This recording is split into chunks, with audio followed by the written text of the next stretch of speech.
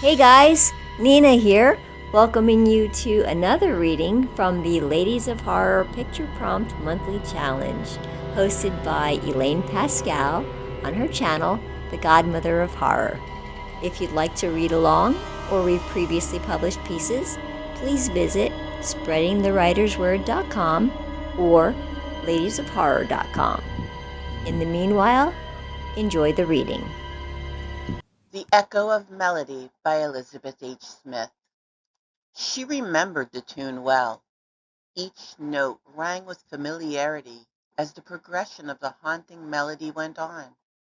She pulled her bathrobe tight as she walked through the dark house, wondering where the sound came from.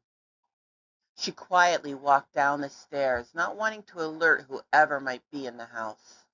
Her heart pounded in her chest. Sweat beaded on her forehead and ran down her nose.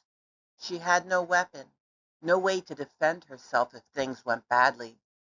But the curious song called to her. An irresistible urge had taken hold, and regardless of danger, she was compelled to find the source. She couldn't remember where she heard the song before, only that she definitely heard it somewhere. It seemed important, as if it were connected to some event in her life, something that felt like it should have been unforgettable, but she couldn't recall what it was.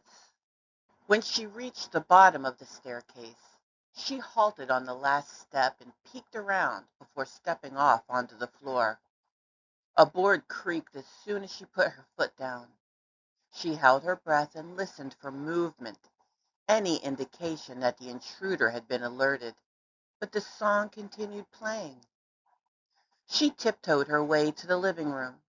Inside was a grand piano dominating one corner. She expected to see someone sitting on the bench, running their fingers over the keys, but the seat was empty, and the music stopped as soon as she laid eyes on the instrument. As much as the tune had intrigued her, she couldn't help but think there was something sinister behind it. Maybe the memory it would trigger was something best left forgotten.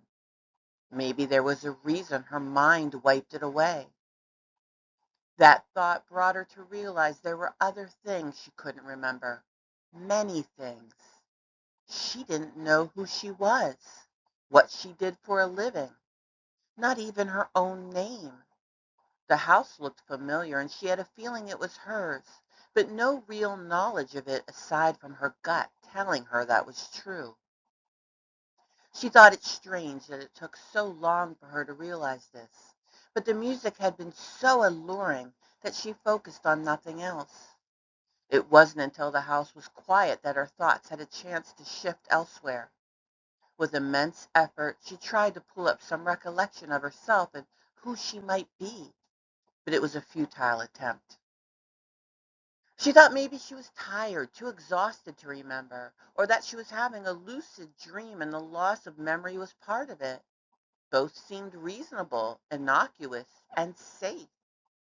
That idea calmed her trembling body, set her fear at ease. So she began up the stairs to return to bed. After only a few steps, the music started up again, right where it had left off. The cadence began down a darker path, the notes deeper and harsher. The sad song that drew her in began to thrum with rage and contempt. She hurried back to the living room, and again the piano sat unplayed. She stared at it for a while. It appeared so lonely in the unlit room.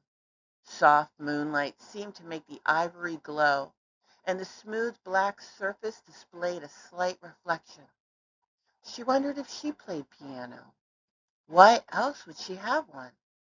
Unless it was a complete fantasy within a dream, something that didn't actually exist outside of her head. She wished she could remember. Stepping forward, she walked over to the piano.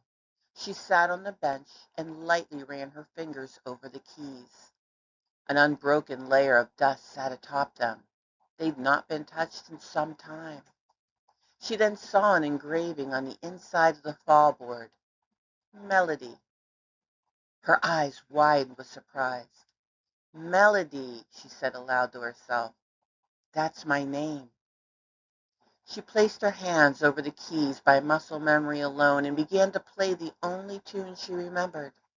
As her nimble fingers pressed away, playing exactly the song that drew her there, Melody's form began to fade. Her body became ever more translucent as the requiem was played with ghostly hands. As the last note rang out, she dissipated completely, and the house was quiet once again.